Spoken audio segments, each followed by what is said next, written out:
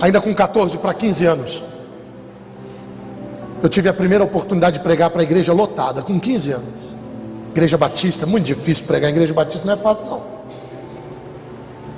Mas o meu pastor fez um culto especial para os jovens, e dentre os jovens ele pediu para que eu ministrasse.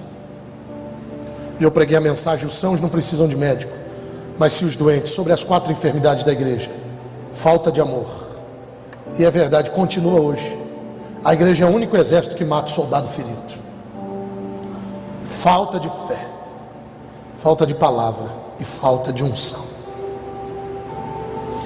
Ali eu preguei a palavra do Senhor pela misericórdia. Vidas foram salvas. Mas aos 16 anos, nesse meio tempo, algo começava a acontecer. Embora eu tivesse dons espirituais, embora eu tivesse orado muito, estava jejuando muito e recebido dons de Deus, eu passava momentos, e hoje eu entendo os jovens, a área sentimental na vida do jovem é algo tremendamente difícil. Eu sofri muito com isso, porque eu começava a namorar e eu percebia que eu ia cair e eu pulava fora, igual Sansão brincando com o pecado, né? E depois eu comecei outro namoro, e quando eu via que o negócio esquentava, eu dizia: não posso, e terminava. O pastor já ficou até bravo comigo, falou: meu filho, que aí você foi lá, eu abençoei o namoro, você falou que o pai da moça num dia abandonou no outro, que negócio é esse? Eu falei: é porque a moça não vai dar, pastor, se ficar assim eu vou cair, não vai dar certo. Eclesiastes 3 diz que tudo tem o seu tempo determinado, e há tempo para todo propósito nas coisas debaixo do céu. Se nós aprendemos a colocar Deus em primeiro lugar na nossa vida, as outras coisas todas serão acrescentadas. Tudo que você precisa na tua vida sentimental, na tua vida espiritual, na tua vida financeira, no teu trabalho, tudo, se você colocar Deus em primeiro lugar, Ele vai preparar o melhor para você. Dobre a sua atenção. Mas eu então comecei a namorar com uma moça, e comecei porque, além dela ser muito bonita, eu percebi que os outros rapazes da igreja ficaram muito interessados nela, e aquilo me encantou mais ainda, né? Eu disse: não, quem vai namorar sou eu. Que laço. Pouco tempo depois eu caí em pecado. Não existe pior coisa do que isso que eu vou dizer a vocês. Outrora eu entrava na igreja e eu sentia uma presença de Deus tremenda. Mas agora, pastor Cláudio, quando eu entrava na igreja, eu não sentia mais nada. Deus falava comigo, agora eu não sentia mais a voz de Deus, não ouvia mais. Uma tristeza, eu me arrependia, voltava, caía, e aquilo foi me afastando dos caminhos do Senhor. Preste atenção, senhoras e senhores. O pecado sempre vai nos cobrar um preço muito mais alto do que nós estamos dispostos a pagar. Diga isso: o pecado sempre me cobrará um preço muito mais alto do que eu penso em pagar. Acontece que quando eu entrava na igreja, as pessoas pediam para eu orar, porque elas queriam cura. Elas pediam para eu orar porque elas queriam uma palavra de revelação de Deus, pastor Marco. Mas agora eu não tinha mais palavra, eu não tinha mais revelação, porque eu não estava mais em comunhão com Deus.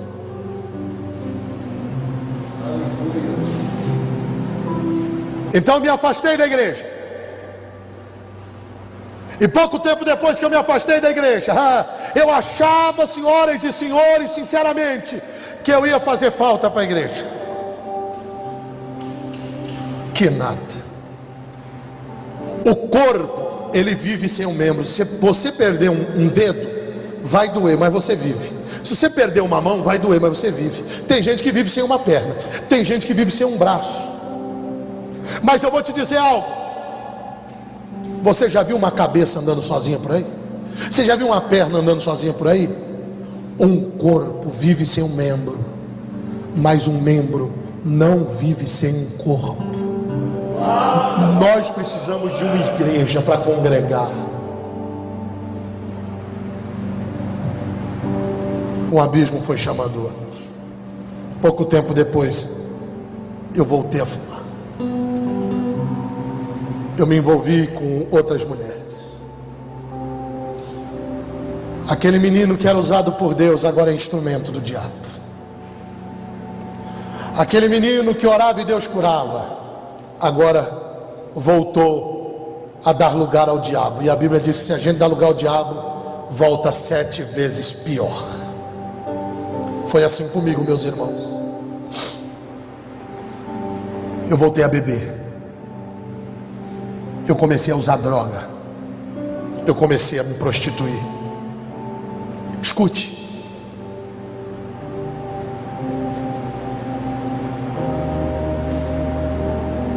Deus me deu alguns livramentos.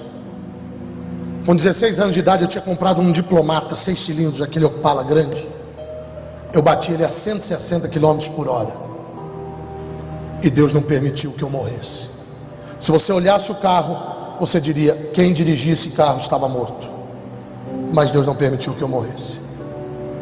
Uma vez eu arrumei uma briga num lugar perigoso. Aqueles homens me pegaram e iam me matar naquele lugar. Uns amigos meus, passando pelo local, pararam o carro, me reconheceram e não permitiram que aqueles homens viessem a me matar. Eu me envolvi com comércio. Eu tive açougue, eu tive pizzaria, eu tive salão de baile.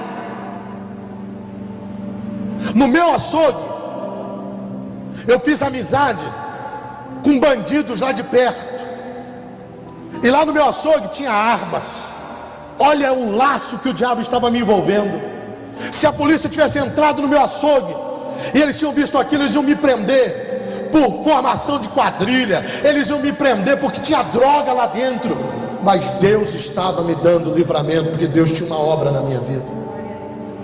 Eu me lembro, senhoras e senhores, que a minha mãe chorava. A minha mãe fazia campanha, e parecia que quanto mais ela chorava, quanto mais ela fazia campanha, quanto mais ela buscava a Deus, parecia que pior a situação ficava. Parecia que mais o diabo me usava. Um dia eu apresentava desfile de moda, eu apresentava eventos, eu era mestre de cerimônia de formatura. E um dia eu fui apresentar uma formatura em uma escola. E essa escola, a dona dessa escola era evangélica. E a dona dessa escola, ela colocava alguns missionários para orar, para interceder pela escola, e ajudava esses missionários. E quando eu fui testar o som, a minha mãe estava no som. Minha mãe trabalhava na escola e ela estava no som, era um lugar bem longe. E quando eu comecei a testar o som, irmão Francisco, aquela missionária que estava lá onde a minha mãe estava, ela disse assim: de quem é essa voz? Minha mãe, curiosa, na hora disse: por quê? Ela falou assim: Deus me disse que a voz desse rapaz é ungida. Minha mãe começou a chorar.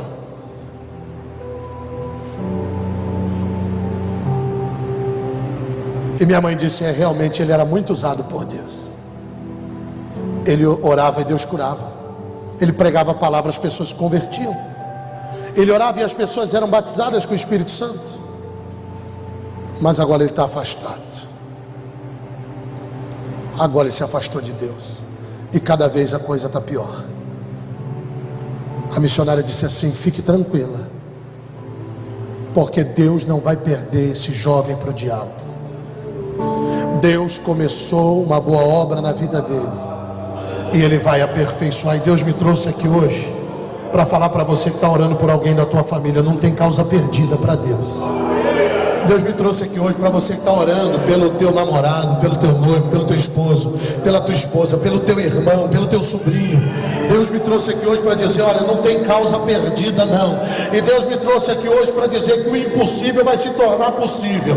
E aquele que começou começou a boa obra, Ele vai aperfeiçoar. Deus me trouxe aqui para dizer que Ele não criou o inferno para o teu familiar. Deus criou o inferno para Satanás e para os seus demônios. E Deus disse: esse menino com essa voz ainda vai abençoar multidões.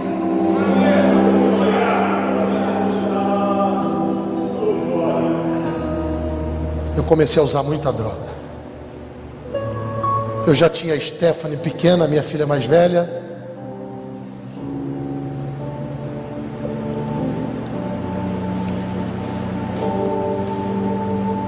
Mas eu não parava mais em casa.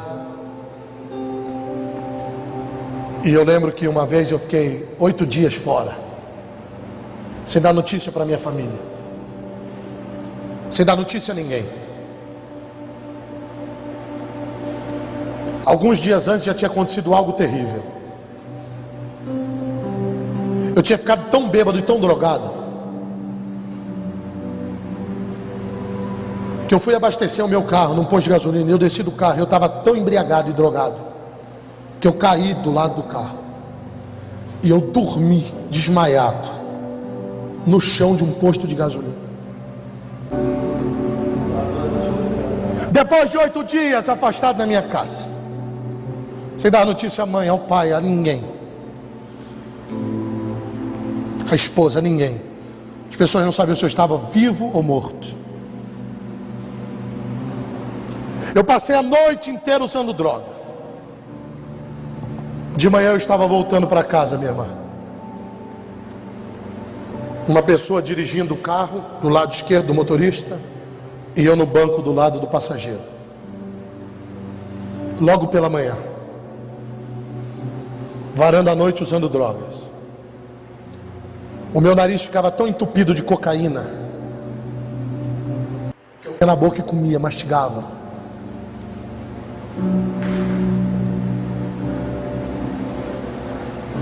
De repente, eu senti um líquido sobre o meu rosto, começou a descer. Um líquido, minha irmã.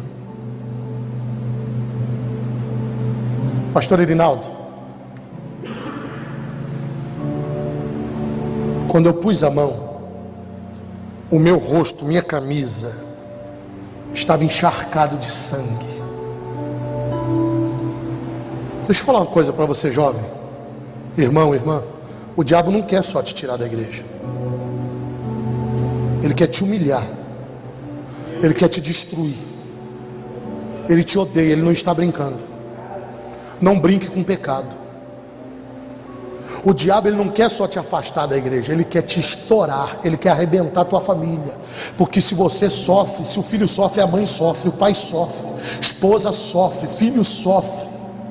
A minha filha Stephanie, de 13 anos, que é a coisa mais linda que Deus me deu, hoje ela faz parte do Ministério de Dança da nossa igreja. Está no jejum de 52 dias, batizada no Espírito Santo, com 13 anos de idade. Esses dias eu fui pregar em Itapecerica da Serra, no ginásio de esportes. De repente, quando eu olho, ela tinha dançado, participado da dança antes da minha pregação. Quando eu olho, ela estava, pastores, num canto, com as mãos estendidas. Eu preguei por 2 horas e a minha filha ficou orando por mim, intercedendo. 2 horas com as mãozinhas levantadas, orando pelo seu pai. Eu nunca preguei tão feliz na minha vida. O diabo queria destruir isso. Mas a Stephanie, até hoje, se ela vê eu alterar a voz, ou ela vê algum tipo de briga, algum grito, ela assusta na hora. Por causa dos gritos, por causa das brigas. O diabo não quer só afastar você da igreja, ele quer te destruir. Naquele dia, naquela manhã, escute. Quando eu pus a mão e vi o sangue, eu abaixei assim aquele quebra-sol, e tinha aquele espelho, e eu fiz assim. E quando eu olhei, irmãos, no espelho, o meu olho estava fundo e preto, o meu rosto branco, pálido, parecendo um homem morto. Naquele dia Satanás conseguiu me convencer. O diabo sentou do meu lado naquele dia, pastor Marco, e me disse: você acha que alguém igual você pode ser pai de família? E eu olhei de novo para o espelho e disse: é verdade, você está certo, eu não posso ser pai de família. Aí ele falou uma coisa que doeu ainda mais. Ele disse: você não ia orar lá na igreja com aqueles irmãos, você não ia lá nos hospitais, você não ia visitar as casas quando eles ficavam doentes, não era você que ia com o pastor? Eu disse: ia. Cadê eles agora? Cadê seus irmãos? Querendo me fazer ter mágoa da igreja, como se a igreja tivesse culpa. Fui eu que me afastei. Fui eu. Escutai-me. O diabo disse: você acha que você pode ser alguém? Faz o seguinte, falou para mim: se mata, pelo menos outra pessoa cuida da sua família, porque você é um lixo, você não tem como cuidar de ninguém. Eu disse: é verdade. E naquele dia eu decidi me matar. E eu fui, pastor Erinaldo, me despedindo, pastor Cláudio. Eu fui me despedir de cada pessoa que eu amava e deixei recado para cada um deles assim no ar, sem eles perceberem. Eu estava me despedindo de cada um deles. Eu ia nas pessoas que eu gostava, conversava com elas, e depois eu dava um abraço e dizia: olha, eu gosto muito de você, eu amo você, eu quero que você saiba que eu te agradeço por aquilo que você fez na minha vida. E eu fui indo de lugar a lugar. E depois que eu fiz isso, eu cheguei na minha casa e cortei os meus pulsos. Eu tenho uma marca, se você quiser ver no final do culto, eu tenho uma marca muito grande no meu pulso, quase no meu braço todo, que começou a jorrar sangue. Minha mãe chegou na hora. Eu coloquei uma faca no peito. Quando eu fui bater para encravar a faca no meu peito, minha mãe deu um tapa, a faca saiu, caiu. Eu fui no vidro, um vidro grosso, dei um murro, aquele vidro ficou aquela ponta, e eu rasgava o meu pulso naquele vidro. E a minha mãe dizia assim: está amarrado em nome de Jesus. E eu peguei aquele sangue e bebi o sangue na frente dela. Imagine uma mãe vendo isso, minha filha vendo isso, o meu rosto todo cheio de sangue, a casa cheia de sangue, o diabo querendo me matar naquele dia, naquela noite, o diabo querendo me matar. E minha mãe dizendo: está amarrado. E eu falava: vou te mostrar o que é que está amarrado. E eu bebendo aquele sangue, até que ela começou a orar, e eu perdi as forças. Então conseguiram me pegar, me levaram para o hospital. Eu fiquei muito abatido, muito abalado, eu fiquei muito desestruturado, já estava desestruturado. E eu decidi: eu preciso voltar na minha igreja. Naquele dia tudo aconteceu para eu não conseguir chegar na igreja, mas eu estava decidido. Eu disse: eu vou na minha igreja, a igreja que eu não ia há muitos anos. Eu tentava voltar, mas não conseguia, irmão. Sair da igreja é fácil, voltar é difícil. Cair é rápido, para voltar é difícil. Eu tentava voltar, pastor Erinaldo, não tinha força. Eu queria, mas não conseguia. E de repente eu volto, senhoras e senhores. Eu tento chegar, mas não estava conseguindo. E tento chegar, não estava conseguindo, mas eu fui. Quando eu piso na igreja, o pastor para a pregação e diz assim: meus irmãos, vocês se lembram daquele rapaz que eu contei para vocês no começo do culto? A igreja diz: sim, ele está aqui como Deus me prometeu que iria trazê-lo hoje. A igreja começou a aplaudir. Eu não entendi aquilo, eu senti algo me queimando, me aquecendo. Eu entrei, eu esperei a pregação terminar. Eu estava com uma camisa até aqui, um blazer por cima, não dava para ver a marca no meu pulso que estava cortado.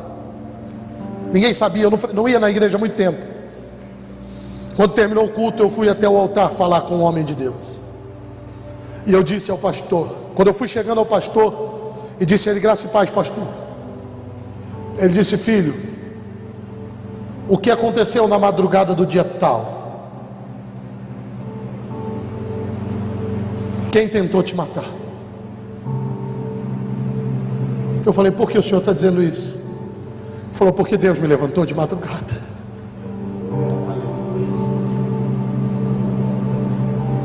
E eu perdi o sono. E eu tentei por várias vezes dormir, Deus não me deixou dormir. E Deus então me fez lembrar de você, filho. E eu comecei a orar por você. E eu via um espírito de morte querendo destruir a sua vida. E eu me lembrei das promessas de Deus na sua vida. E eu orei por você. Eu louvo a Deus pela vida do meu pastor.